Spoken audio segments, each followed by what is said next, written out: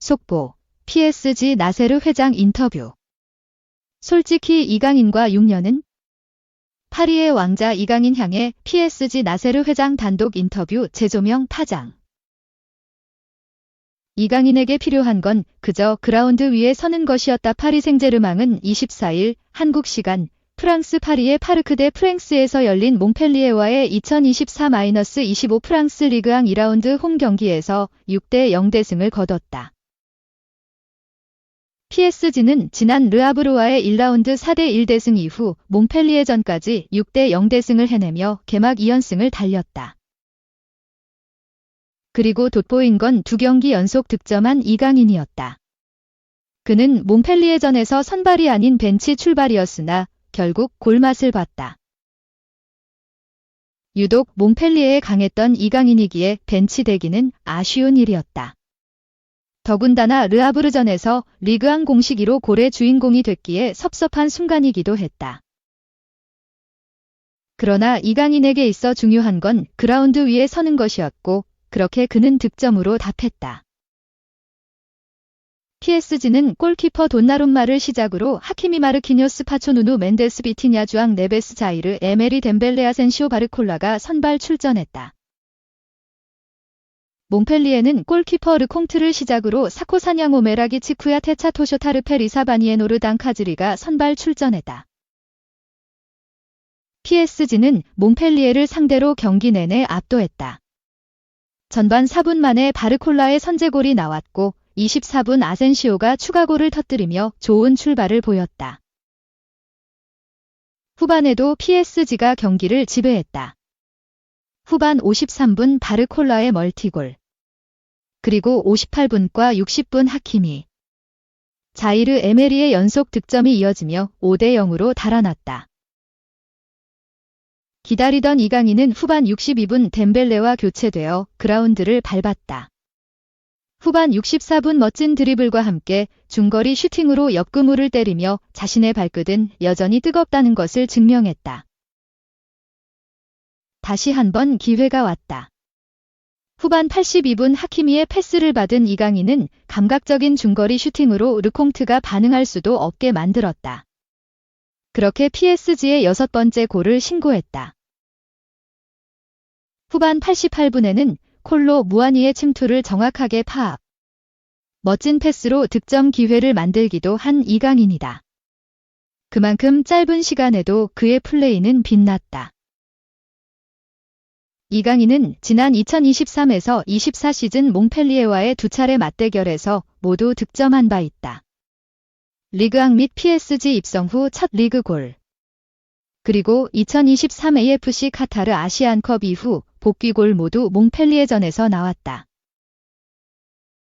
그렇기에 더욱 아쉬웠던 벤치 출발이었지만 이강인은 달랐다.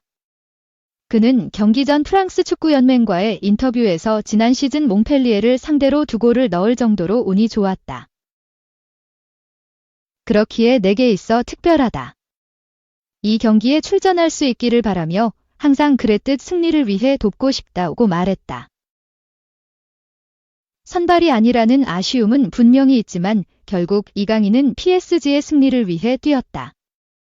그리고 한 골은 물론 멋진 슈팅과 패스를 선보이며 자신이 어떤 선수인지를 마음껏 증명했다. 이강인 8점대 평점 받아도 팀 내 5위. 그만큼 압도했던 PSG. PSG는 24일 비하 한국 시각 오전 3시 45분 프랑스 파리의 파르크 데 프랭스에서 열린 2024에서 2025 프랑스 리그앙 2라운드 몽펠리에와의 홈 경기에서 6대0으로 승리하고 개막 2연승을 거뒀다. 이강인은 이날 후반 17분 교체로 들어가 리그 2호 골을 기록했다. 개막전 르아브르 원정서 4대1 대승을 거두고 돌아온 PSG는 이날 몽펠리에와 홈 경기에서 이강인을 벤치에 대기시켰다. PSG의 득점력은 그럼에도 뜨거웠다. 전반 4분 왼쪽 측면에서 상대 페널티 박스 안으로 빠르게 드리블한 브래들리 바르콜라가 달리는 속도를 그대로 유지하며 오른발 아웃프런트 슈팅을 때렸다. 이것이 오른쪽 포스트를 맞고 PSG의 선제골이 됐다. PSG의 환상적인 패스 플레이가 꽃피운 득점이 전반 24분 나왔다. 왼쪽에 바르콜라가 중앙으로 패스한 것을 주앙 네베스가 오른발 원터치로 박스 안에 찔렀다. 문전으로 침투하던 마르코 아센시오가 이를 오른발로 깔끔하게 마무리하며 2대0을 만들었다. 전반전 슈팅 12대3으로 몽펠리에를 압도했던 PSG는 후반전에도 변함없이 득점을 뽑아냈다. 후반 8분 PSG 역습에서 아센시오가 오른쪽에서 달리는 우스만 덴벨레에게 패스를 찔러줬다. 덴벨레가 박스 안까지 드리블한 뒤 수비 2명이 자신에게 달라붙자 문전에 오른발 패스를 보냈다. 이를 바르콜라가 왼발로 마무리하며 멀티골 신고와 함께 3대0까지 점수를 벌렸다. 후반 13분 윙백 아슈라프 하키미가 왼쪽에서 넘어온 크로스를 박스 안에서 오른발 다이렉트 슈팅으로 마무리하며 4대0을 만들었다. 곧이어 후반 15분 어렌자이르 에메리가 덴벨레의 패스를 받아 수비 1명을 제치고 박스에서 오른발로 마무리하며 순식간에 5대0을 기록했다. 하지만 이강인은 결국 골을 기록했다. 후반 37분 뚝 떨어지는 왼발 가마차기 슈팅을 가까운 오른쪽 골대 쪽으로 꽂아 넣으며 6대0 승리를 만들었다. 축구 통계 매체 소파스코어는 이강인에게 8.1의 평점을 선사했다. 웬만한 경기였다면 수훈 선수가 될 수도 있을 정도의 평점. 하지만 이강인은 아슈라프 하키미 9.4, 브래들리 바르콜라 8.6, 주앙 네베스 8.4, 우스만 덴벨레 8.3에 이은 5위였다.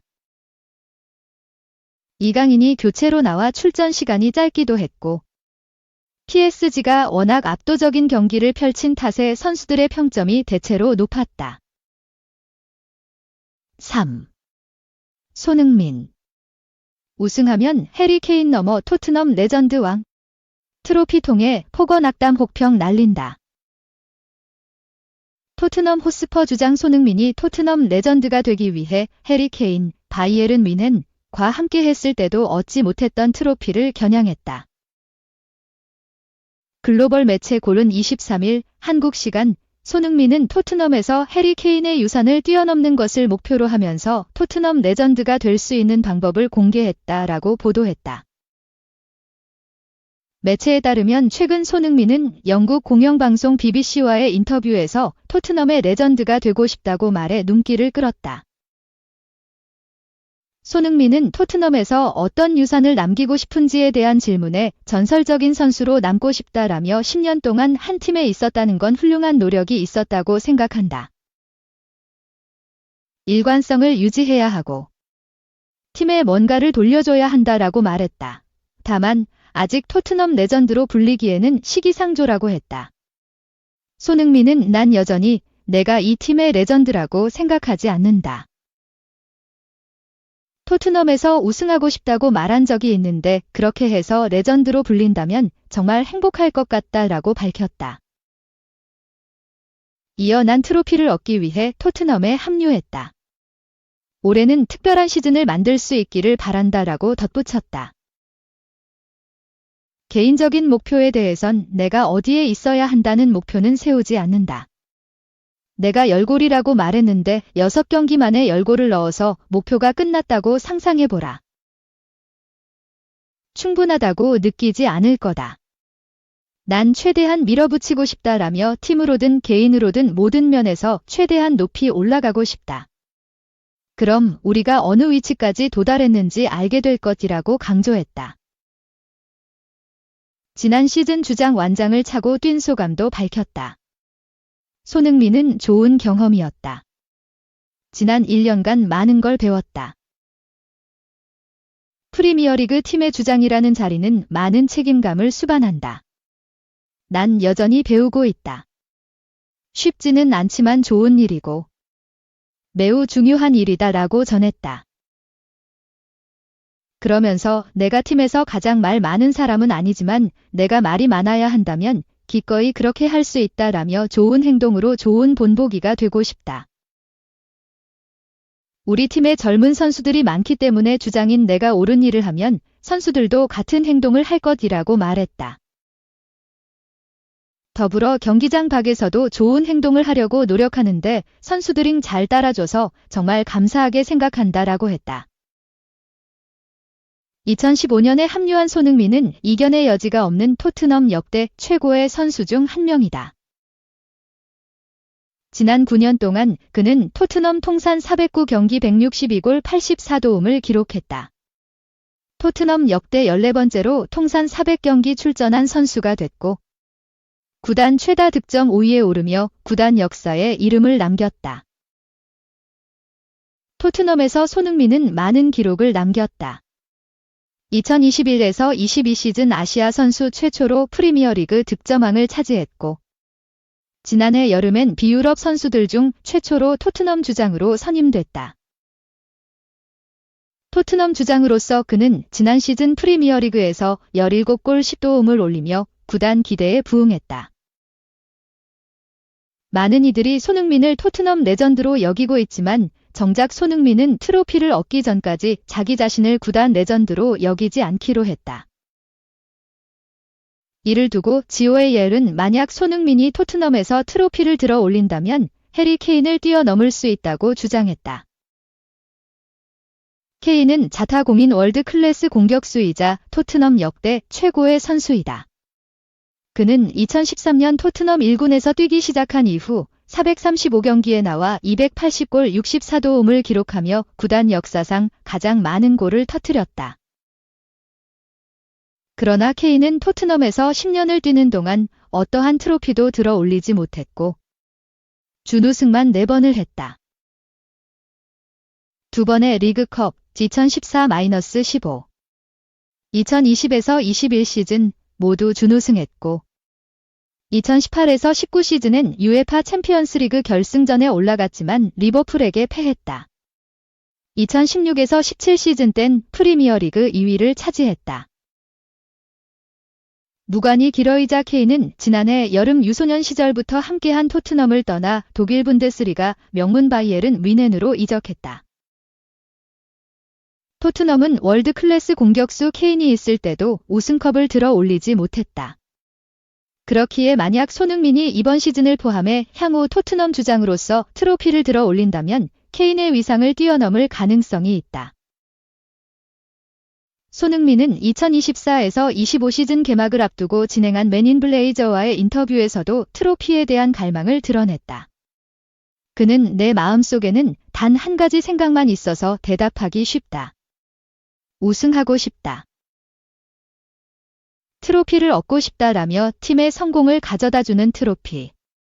특히 주장으로서 트로피를 따냈을 때 이는 나와 내 가족 그리고 클럽과 선수단에 매우 특별한 의미가 있다라고 밝혔다.